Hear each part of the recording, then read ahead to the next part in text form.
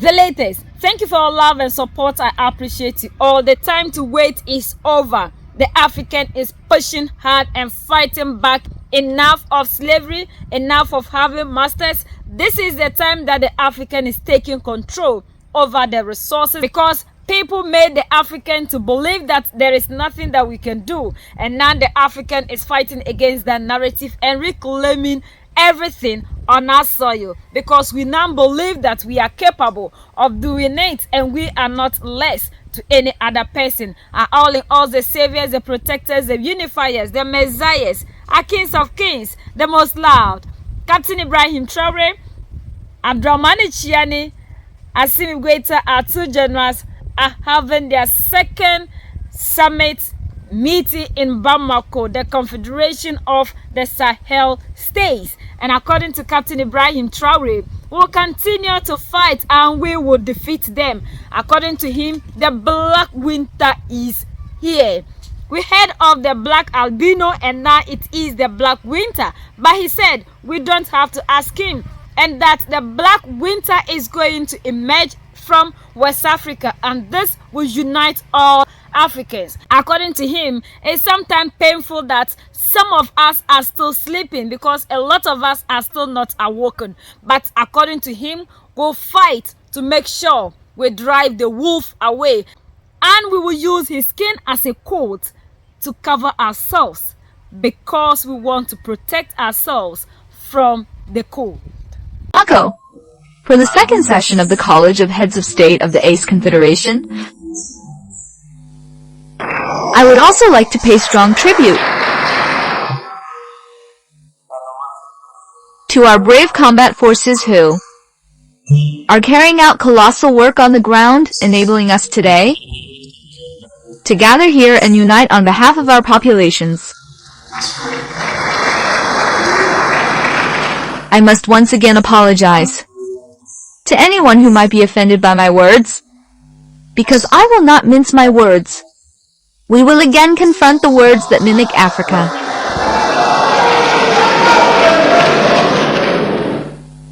You have certainly all already heard about the Arab Spring, that phenomenon which upended the geopolitics of the Arab world, starting from the Maghreb in Africa all the way to Asia, manifesting itself with consequences often disastrous, deaths and divisions in some places, and unprecedented political upheavals elsewhere. And I believe all Africans should understand what exactly this phenomenon is, where it comes from, and what must be done to protect ourselves from such a phenomenon. Unfortunately, we regretfully observe that some Africans are still not waking up. And what I mean is,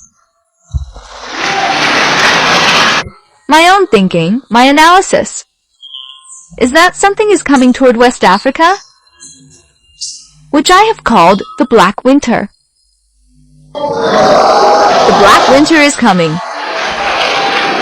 It will be a very cold winter, a bloody winter, a deadly winter. You will ask me why? Why? Well, by founding the Sahel Confederation, we sense this cold approaching, and every day that God grants us, we strive to find logs to light a fire that will warm the hearts of Africans, a fire that will warm our mindsets, and the blood of Africans to unite us all. We also went to great lengths to hunt the wolf, trying to use their skins to make coats, to protect ourselves from the winter cold. We strove to build mountains, huge mountains, to break the winter wind that would strike our communities. Unfortunately, it must be acknowledged that some black people are there every day watering our tree trunks with cool water, so they won't burn. They transform themselves into wolves to ensure that we, wolf hunters, can't catch the wolf by surprise. When we try to build our mountains, they break the rocks so we can't succeed. Yet winter is coming, and when winter arrives, should we allow those involved in the Venice struggle to protect themselves with the coats we've made, and with the mountains we've built to shield us from the winds, or even warm themselves alongside us? By the fire? That is the question we must ask ourselves. What then will become of Pan-Africanism? When winter comes? Winter will come because war is spreading to West Africa. Imperialists are doing everything they can to plunge West Africa into chaos and bloodshed, yet from the highest levels of government down to certain populations. Either we pretend not to see the danger approaching, or else we ourselves are complicit in what is about to happen. Chaos could take hold. I said indeed, could take hold. Many people could die. We will kill each other in such horrific ways that during this time, they will be there plundering our wealth, imposing their will, and those who survive this tragedy will have only two choices. Either unite forever against imperialism, or resign ourselves to being slaves until we disappear. We must therefore prepare ourselves for winter. The dark winter that is coming? We cannot understand why black people in West Africa, here, pray to God that terrorists kill black populations. We cannot understand how cowardly heads of state hide behind media outlets, so-called media, to discourage and insult and incite hatred among populations. These individuals on their platforms, who, every day, from morning till night, spew their toxic venom to stoke hatred between communities. They are generally very ugly. With their miserable faces, they know nothing else.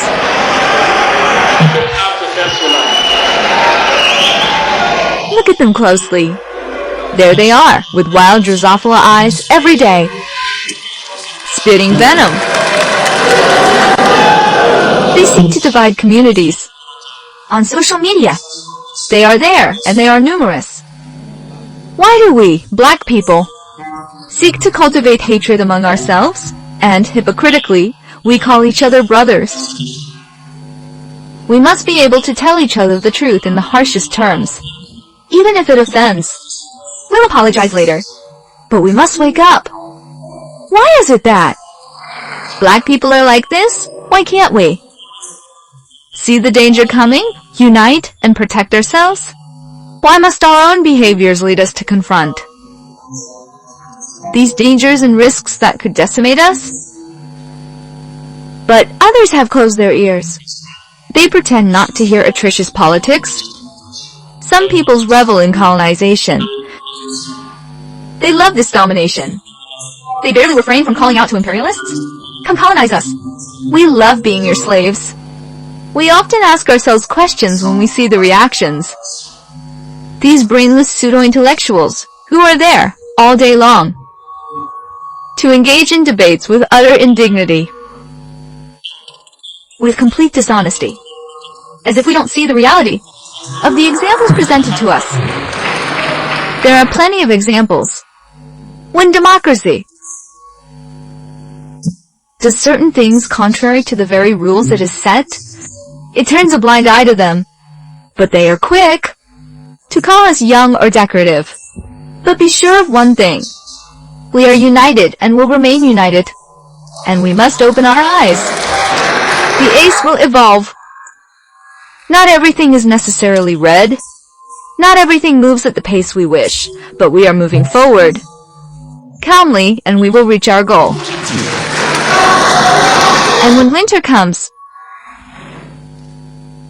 if we must go through winter to be free, to be united, we pray to God that it may be so and that He protects our people.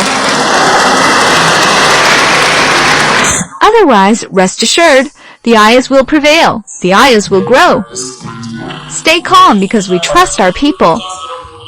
We trust you, that you understand no manipulation can divide us today. No manipulation can lead us to hate other people.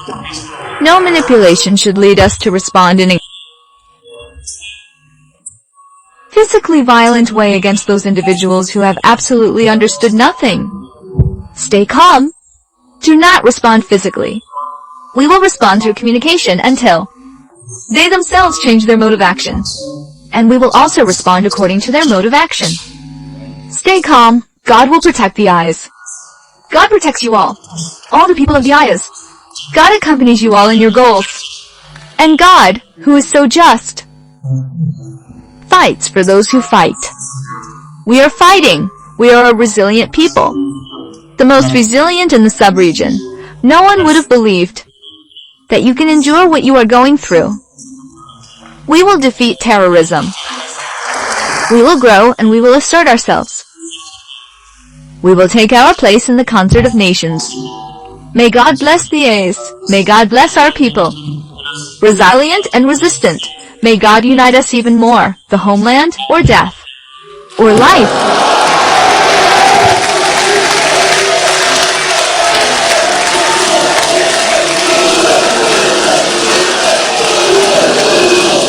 Thank you. Thank you. Your Excellency, thank you for these powerful words.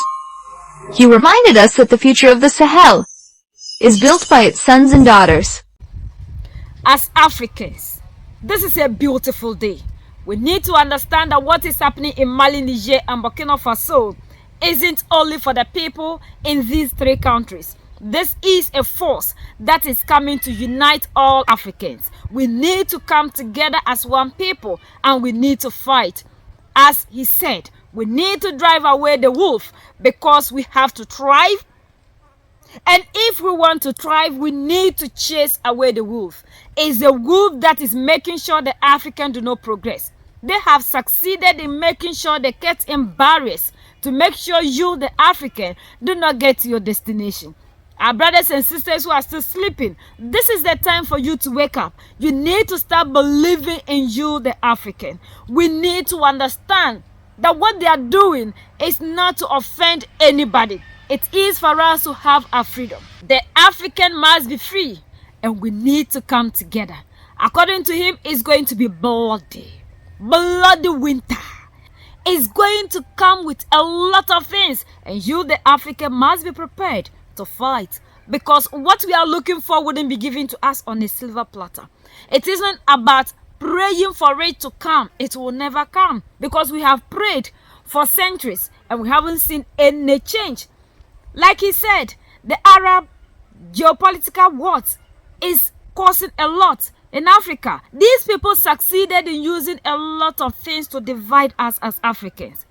We are seeing the European side, we are seeing the Arabian side. So you, the African today, who is at this side, is not seeing your brother at the other end to be the same. Because the oppressors say so.